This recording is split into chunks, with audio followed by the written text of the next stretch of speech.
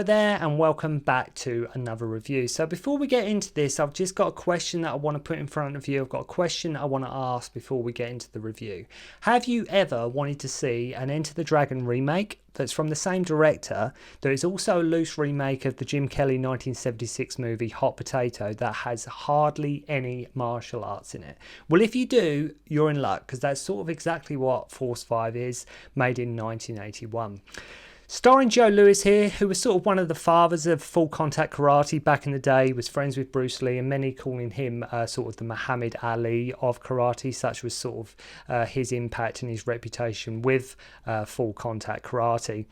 Now, what makes this film interesting is that we have Richard Norton and Benny Urquidez, and I'm sure you know two people who will go later on to work with Jackie Chan and Sammo Hung respectively.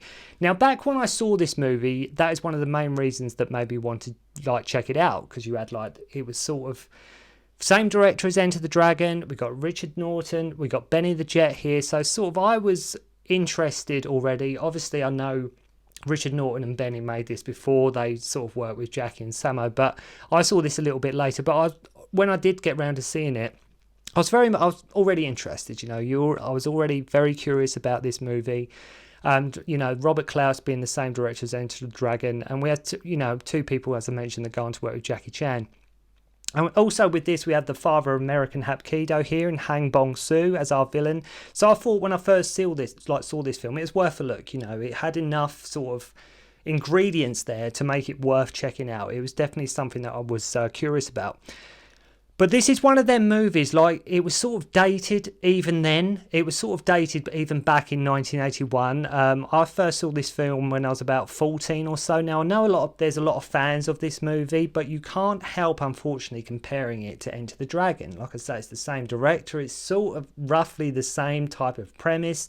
There's a lot of similarities going on with this film. So, unfortunately, despite all its sort of merits, you can't help but compare it to Enter the Dragon. And it's almost like Robert Clouse was trying to see if he could catch lightning in a bottle twice with this movie.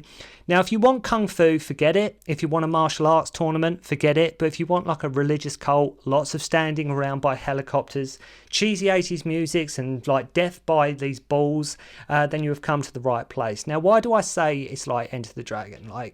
If there's no martial arts in it, if there's no Kung Fu tournament or anything like that, you're thinking, why? So what makes it like Enter the Dragon? Well, it's obvious Robert Clouse took that template and basically just rebranded it. We have the island, we have the foreign bad guy, we have a group of people going to a mysterious island, we have the henchmen, we have the sneaking around trying to infiltrate the palace. The only thing that is missing is any martial arts, and believe you me, this film is about as cheesy as they come. Now, I fully respect Force 5 does have its fans. It is one of them sort of so bad it's good movies. Unfortunately, that is true. But unfortunately, where it's just got an Enter the Dragon sort of trying to be an Enter the Dragon type of film, but it unfortunately just pales in comparison. It's not to say the people involved are not talented. That is not to say Robert Clouse can't. Robert Clouse directed probably what widely regarded to be the best kung fu film ever made. But, with this film, there's plot holes, there's corny dialogue, there's terrible fight choreography, and I swear that even some of the, Bruce Lee's, his noises and his war cries in Enter the Dragon are actually used here as well. I swear they just sort of copy and paste some of his noises on some of the sequences, some of the fight sequences here. Now, am I saying this movie is bad? No, oddly enough, I'm not saying it's complete garbage, because this is pure martial arts cheese. We get 3 martial artists in Norton, the Jet, and Joe Louis, which is cool. That's worth seeing alone. It's great seeing Norton and Benny on camera together. It's cheesy, it's tacky, and to be honest, it plays a lot more like a kid's film. If you watch this movie, despite a few little lines of dialogue and a few little things that happen in the movie, the film is so sort of it's a light-hearted romp, if you will, and it's kind of film I'd imagine if you saw this back in 1981 and when it was released and you were about, I don't know, 9, 10, 11, 12 years old around that time, you'd probably lap this up. You'd have probably absolutely loved it. But you have to remember, this was made about 8 years after Enter the Dragon. 7 or 8 years after Enter the Dragon. So it's going to be, unfortunately, compared to that. I will try and not compare it too much if I can help it, because I think that's a bit unfair on the movie. I want to just sort of judge it on its own. But it's where you've got these great martial artists involved in Joe Louis, Benny the Jet, and Norton. You don't really get a lot of fighting in the movie. There's really not a lot going on. It really could have done with a kung fu tournament or a martial arts tournament. But again, for sort of 80s cheese, early 80s sort of, you could say martial arts cheese, it's up there. It's worth checking out for the people involved, the cheese factor, the corny one-liners, some of the dialogue. It's worth checking out on that alone. I think for a while this film was quite hard to track down, if I recall. Do I recall it was quite hard to track down? I mean, I didn't even know it existed until I read about it in a magazine one day. Impact Action Movie Magazine was the magazine I used to have, and they just made a big, like, it was about a 4 or 5 page article about this Force 5, like this forgotten Robert Clouse movie and who was in it. So that's when, going back to what I said earlier at the start of the review, I was curious. They had the stars there, it had the director there, so I thought, I've got to check it out. I have to. So a couple of years later, I actually got around to sort of seeing it, and at the time, I quite enjoyed it. I thought it was okay, but it was just no Enter the Dragon, unfortunately. The plot is by the numbers. The acting and the dialogue is questionable at best, but there is always something about, I'm sure you agree, there's something about cheesy action movies, right? There's just something about sometimes where the cheesier they are, especially action movies done in the 80s, when they are so cheesy, they're so tacky, and it is meant to be just sort of go along for the ride, have a good time. There's just something about them, and this is sort of a bygone era where there is a certain charm to them. There is a certain, whether it's intentional is debatable, but there is a certain charm there. Now, as I mentioned, I know this movie has its fans, and I'm sure if you saw, like I mentioned, if you saw this back in 81, you were like 8-10 years old or so, you probably would have loved this. But I'm looking at it now just to see how it holds up. I've seen it loads of times. I've watched it again recently, and it's still sort of as cheesy and as tacky as I remember. But that's not me saying it's awful, okay? That's not me saying it's bad.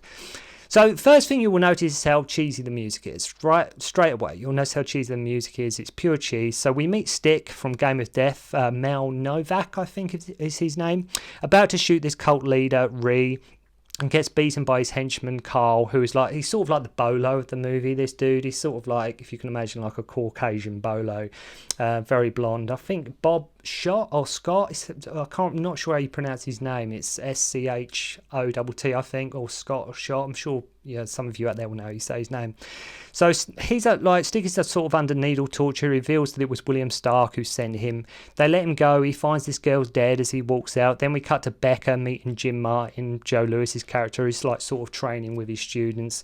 And think of Becca as he's sort of like the Braithwaite, okay? They even have sort of a Braithwaite kind of thing going on with this movie as well. Just to give you some context, Jim Martin meets with Stark, so we have like a video they show him, much like they do with Bruce in Enter the Dragon, showing him the bad guys' motives and who they are. Jim is who they recruited because he's like the best. They always go to the best guy, like, Jim, we need your help, you got to help us. And as always, the island is out of their jurisdiction, and so the bad guy is Reverend Ree, and he's like the leader of this cult, and all his followers are from wealthy families, and Jim gets informed of this girl, Cindy Lester, who is on the island as well. So basically they have to go in and get the girl and bring down Ree, and Jim is like, I need 5 people to go in there, right? He's got to assemble this ragtag crew, like this team of 5 people to go in there to get this girl out, infiltrate the island, take it out and get out. So, usual stuff. Well, it is Force 5, okay? So we meet Benny playing Billy. Look out for Pat Johnson in this movie too. You'll probably most remember him as the referee in the original Karate Kid. He done some of the choreography on some of the Turtles movies. He was in Battle Creek Brawl as well. I'm sure many of you know your martial arts kung fu movies. You'll know Pat Johnson is. He plays like this guy laying down the law, telling Benny he'd like to stay away from a guy's daughter. And then we meet Sonny Barnes as Lockjaw, who beats up some bikers. Then we have Richard Norton as Ezekiel at like a snooker hall. And and Richard Norton is like so blonde in this movie. He is like beyond belief blonde. And he wants his money from these goons. And just this guy, Ezekiel, just hates being cheated. Jim also contacts this woman called Laurie, who he first blindfolds, and she is like, I've heard you contacted some of the other team. Don't know if she knows that. Then, of course, they have a kiss, and because Jim is a bit of a player too, you see, he has to kiss her because he's a bit of a smoothie. So Ree's men sort of get to Stark and pull his legs apart in a very novel way, involving some cars, and suddenly the whole team is together.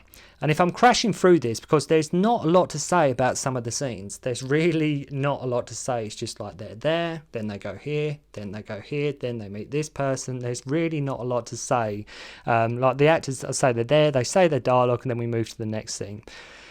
And they have to break out one of their team out. They have to break him out of prison, though, who's like a chopper pilot, Willard. Martin gets informed Stark has been murdered. So the way they bust him out is to just drive like crazy with a jeep into this prison and cause like a mini riot. That's like their whole plan to bust this guy out of prison. Jim releases all the prisoners to aid them, and it's so 80s and it's so stupid, but there is an element of fun there. There is fun in this movie. Just do not, and I mean do not, take this seriously or read too much into it. That's why I'm not dissecting it too much. I'm not being too hard on it. Not analysing any scene too much here. Because if I analyse the motives and some of the dialogue, we'd probably be here all day, okay? And I know your time is precious, but there's a lot where it just sort of, we're there, then we're there, jump to here, this is said, then we go here.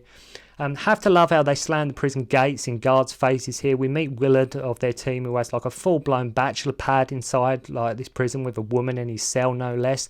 Not only that, but the woman, they have to use her as a hostage to escape, and she is like the commandant's daughter as well. So if you can imagine such a thing. So they just march her out of there between this line of troops, one of which steps on her dress so it comes off for no reason whatsoever. Just steps on her dress, comes off.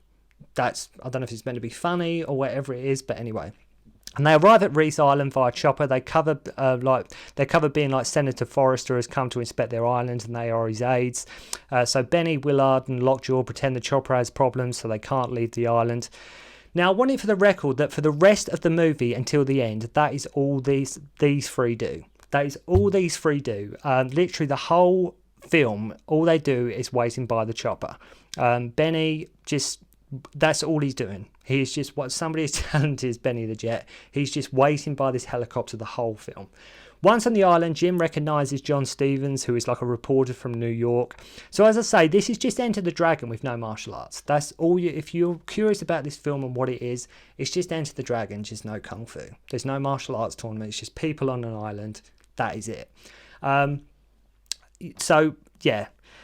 So Ree finds out about Stevens being like a reporter. Jim goes to do some sneaking around. You know, like Bruce Lee did in that famous movie? It's the same kind of thing here. It's just, like I say, just copied and pasted here. Just Joe Lewis instead of... Not taking anything away from Joe Lewis. I'm just talking about the film here. It's just basically... take Bruce Lee out and put Joe Lewis in. So I say he does some sneaking around. Clouse makes sure director Robert Clouse to get some boobs in and has to get some breasts in, like just for good measure of these two ladies getting ready for bed. John gets chased and beaten up. Jim has like a balaclava on. And this is another thing. Then for some reason, when he goes on the roof, he doesn't have it on. Like this balaclava, he takes on and puts off at like the worst possible times. Like surely, if he's on the roof, this is the one place you would want it on so no one recognises you when you're at high ground and people might be able to see you. Bear in mind as well, Jim wears the black, he's got this black get-up on, and he wears this sort of the rest of the movie, and they still can't figure out right away who has been sneaking around, sort of trying to infiltrate the place. Laurie comforts Cindy, who tells her that everyone has left, has been been admitted to the palace or set around the world on missionary work. So like Cindy is sort of in denial. She's like, you know, we're destined for greater things. We go around the world, or the palace is sort of the place of sanctuary, or if you've advanced in this cult or wherever it is. So Cindy like basically tells Laurie to go away. She tells her to sort of leave her alone because she wants nothing to do with her. So Ree captures John the reporter, and this guy just loves to use needles, and he's like, who was out in the grounds with you? Because he's doing the whole thing, you know, like when Mr. Hahn questions Jim Kelly and Enter the Dragon, when Hahn questions him, saying like, you know, because he thinks it was him who was sneaking around, but it was actually Bruce Lee. Here it's the same thing. like when he's questioning Williams, but in here it's like he's trying to question this reporter guy who else was out on the grounds with him. Possibly it might be one of the people who have just arrived on your island, really, because you haven't had any trouble up to this point. So maybe through the process of elimination, it might be one of the people that have just arrived via helicopter on the island, just possibly. Then John gets released and is chased down the corridor by this ball. See, I told you there's going to be a ball in it. So that's the gimmick with this guy. He's got a ball. Bond villains usually have sharks. Reverend Ree has a ball. Jim, while sneaking around, discovers cocaine and guns. Amazing in this place how many doors are not locked. Again, it's only when he is discovered that he actually puts his balaclava on and his mask on. I mean, why not wear it the whole time? He's going around unmasked. When he gets discovered and they capture him, he puts the mask on. Why not put it on the whole time? After beating these guys up, he takes it off again. So, like Mr. Hahn had like his fake hand, that was his thing. Reverend Ree's deadly thing is some nasty sort of cowboy spurs on his shoes. Them spurs, man. He's got some spurs. So Jim tells the senator that what he found with the drugs and the guns by writing to him, where we have a scene of them writing to each other on this piece of paper, which seems to go on and on. Ree at this point still wants to know who's sneaking around his grounds. One, he was unmasked a lot of the time, and two, he is the only one out of the new people on your island all dressed in black. So you should be able to put it down that it was probably Joe Lewis's character. Cindy gets called to the palace after signing off her money to Ree. On her way out, she finds a door. Yep, no lock on it again. No doors in this place are locked at all. Just, you can just wander anywhere. She goes in and finds loads of bodies, one of them being John the reporter's. No need for locks on this island, apparently. Ree finds out Jim's real name and wants to get rid of them and will say, he wants to, he's going to kill them and just say there was a helicopter crash. He plans to take him out. So Jim is now saying to Cindy, we have to get out of this place. Norton and Benny given very little to do, and that's putting it mildly. As I say, they are just literally waiting. Norton's given a little bit more than Benny, but even still, that's not a lot. Half the time you forget they're even in the film. You forget, especially Norton, you forget he is even there. Suddenly he pops up, he says a few lines, then he just sort of disappears. Jim sneaks into the palace as Rhea, as the senator. Watch Laurie, she's meant to be like a top government agent, but can only kick people about knee height. She's meant to be like this real sort of, you can know self-defense and everything like that, but she can only kick people sort of around the knee area. Glad that martial arts training paid off. Thing is, you feel no real peril for these people when they're storming the place, as the whole time you have the woeful 80's 4/5 like cheesy theme playing. Benny does like a few somersaults here and there, even at one stage fighting a guy slightly out of frame, like the camera doesn't move with him, he sort of goes off camera. If he does like a somersault or something, then he goes off the camera to the right, I believe, and then you can only just about sort of see what's going on because the camera's not moving. It's like it was obviously just a one-take thing. Ree lets the ball loose on Joe Lewis, which at one stage fighting a guy, he's fighting the guy and he sort of he blows this ball up with a ninja star, some gas and a light bulb. Right, I just had to remember there what happened, but yeah, he blows up this ball. He got like a ninja star, some gas and a light bulb, and yes, that really does happen. He sort of blows this ball up. I'm not sure if you can hear that alarm going off in the background. So at the end, like how iconic the Hall of Mirrors was in Enter the Dragon. You know how iconic that was with Bruce Lee fighting Mr. Hahn in that Hall of Mirrors. Here, Robert Clouse is like, let's use smoke. Yeah? Like, let's have like the Hall of Smoke. So after beating Ree in a simple fight, our team just take off and leave all the followers there. How did the followers get off the island, right? What about their money? What about their parents? They literally just leave all these people stranded on the island. If you watch the end of this movie, all our heroes get in the chopper and they go off. These people, all these followers, they've just taken down this cult, and these people are just left there. They've obviously got parents, they've obviously got there must be not necessarily parents, because I know they're sort of reavers after their will, but they must have people out there somewhere they care about, and they just sort of wave to them and they just take off. They're just stranded on this island. It's awful. It is awful, but only in that way that 70s, 80s cheesy films could possibly be. I know a lot of people actually quite like this film, as I say, just for the sheer novelty of it. Unfortunately, it always seemed to me like a film that was trying to recapture the magic of Enter the Dragon, with none of the magic, unfortunately, that made that film so amazing. But go and check it out if you want some non-stop 80s cheese. And if you have seen Force 5, or if it's a film you haven't seen or you want to see, or what you think about it, please make sure to let me know in the comments comments below, because if you have seen Force 5, I'd love to know what your opinions on it. But it's pure 80s cheese, and so go and check it out if you haven't seen it, and let me know what you think. So thank you very much indeed for watching. Hope you enjoyed the review, and I'll see you again soon. Don't concentrate on the finger or you will miss all that heavenly glory.